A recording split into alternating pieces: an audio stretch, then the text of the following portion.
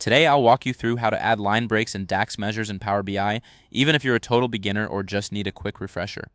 By the end of this guide, you'll know exactly how to format your data for better readability so you can enhance your reports and dashboards. Let's get started. First, open Power BI on your computer.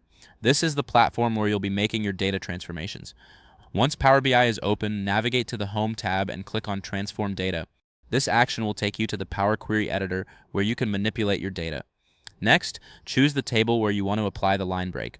For this example, let's say you have a table with addresses and you want to add line breaks after the numbers for better formatting.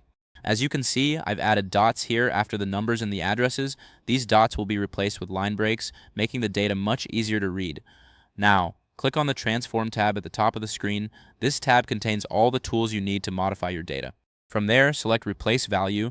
This option allows you to find specific characters in your data and replace them with something else. Next, click on the column title in the table where you want to apply the line break. Make sure you select the correct column to avoid any unwanted changes. After that, click on Replace Value again. This will open up a dialog box for you to specify what you want to replace. Now, click on Advanced Options. This section gives you more control over how the replacement will work. Enable Replace using special characters. This option is crucial for inserting line breaks into your data. From the drop-down menu, choose Line Feed. This selection tells Power BI that you want to insert a line break. Next, copy the value from the Line Feed option and paste it into the Replace With text box. This ensures that the line break will be inserted correctly. Now, type a dot in the Value to Find field and click OK. This tells Power BI to replace all the dots in your selected column with line breaks. As you can see, the line break is now visible in the table. Your data is now formatted more clearly, making it easier to read and analyze.